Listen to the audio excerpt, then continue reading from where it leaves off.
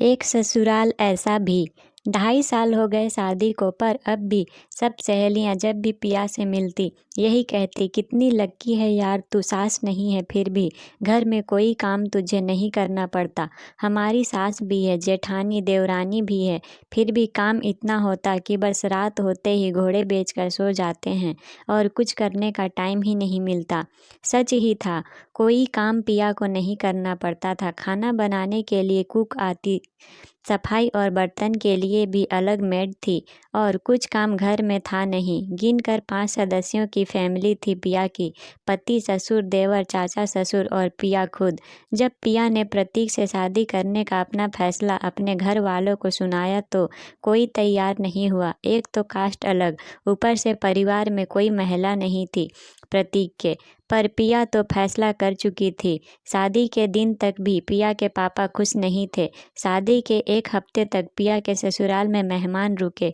मेहमान भी क्या, 3 ही तो लोग थे, बुआ, सास, फूफा, ससुर और उनकी बेटी। पिया सुबह 8-9 बजे उठती, सब घर वालों को खाना नाश्ता परोसती और सबसे बातें करती। सब उससे खुश थे, होते भी क्यों ना। घर में अब एक बहू जो थी, बहू लक्ष्मी, घर की रौनक। हफ्ते बाद जब मेहमान चले गए तो प्रतीक ने स्पष्ट शब्दों में पिया से कह दिया कि अब तुम पढ़ाई में ध्यान लगाओ।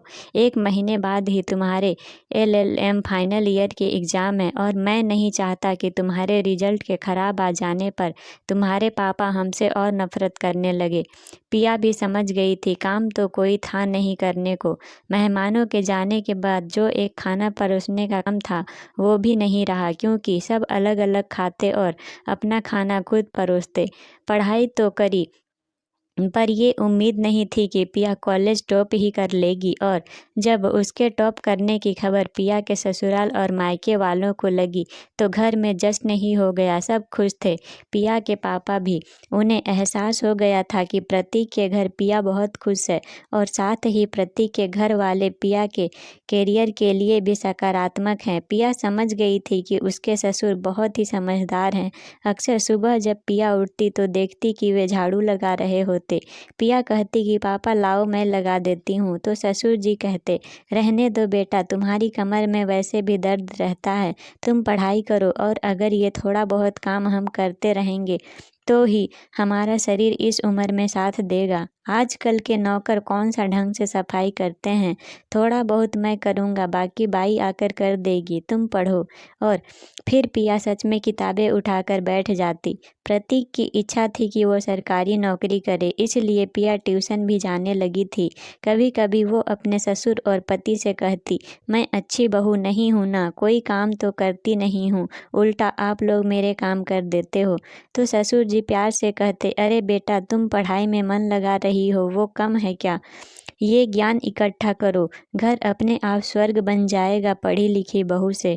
तुम ट्यूशन भी जाती हो, कल को नौकरी भी लग जाएगी तुम्हारी, फिर तुम्हारे पास टाइम नहीं होगा तो हमें ही करना है काम।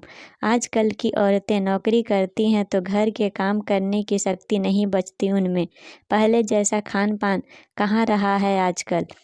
तुम चिंता मत करो। और प्रतीक कहते, छोड़ो भी, तुम घर में फंसी रही तो यही रह जाओगी, और फिर बाकी औरतों की तरह तुम भी सिर्फ दूसरों की चुगलियां करने में ज़िंदगी निकाल दोगी। मेरी मम्मी भी जॉब करती थी, पर घर के काम भी वही करती थी, इसलिए वक्त से पहले ही चली गई हमें छोड़ के। तुम अपना ध्यान रखो बस, और पढ़ाई करो। पिया को इन बातों से खूब मोटिवेशन मिलती, पर उसने कभी इस आज़ादी का गलत फ़ायदा नहीं उठाया। कभी घर के काम ना होने के बहाने से मौज मस्ती में समय नहीं गंवाया। हालांकि वो अपने पति के साथ घूमती, पिक्चर देखने जाती, होटलों में खाने के प्रोग्राम भी अक्सर बनते, पर पढ़ाई से समझौता कभी ना किया। ससुर जी की तरह चाचा ससुर भी खूब ख्याल रखते। कभी पिया को भूख लगी होती तो वे उसे पराठा बना के खिलाते और कहते, शर्म मत करो बेटा, तुम्हारे पति और देवर को मैंने खूब खिलाया है, गोद में भी और अपने हाथों से निवाला भी।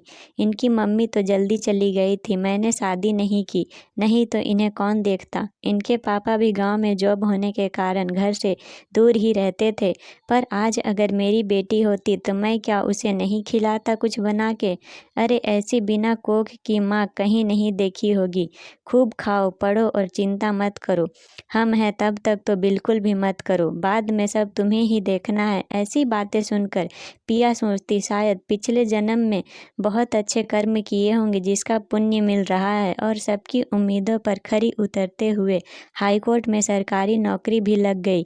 वह जानती थी कि बिना ससुराल वालों के सपोर्ट के ये कभी नहीं हो पाता। आज पिया को जॉब करते हुए 6 महीने हो गए हैं। अगले हफ्ते से वो मैटरनिटी लीव पर जाने वाली है, कभी भी डिलीवरी हो सकती है। सब खुश हैं।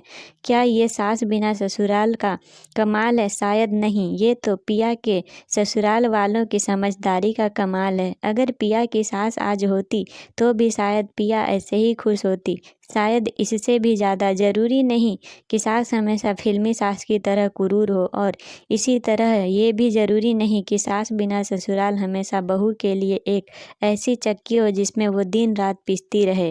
सास बिना ससुराल शायद अगर सासू माँ होती तो स्वर्ग होता, पर इतने समझदार ससुर, देवर और चाचा ससुर होने से अब भी स्वर्ग से कम नहीं है। आपको क्या लगता है? ज़रूर कमेंट करके बताएं।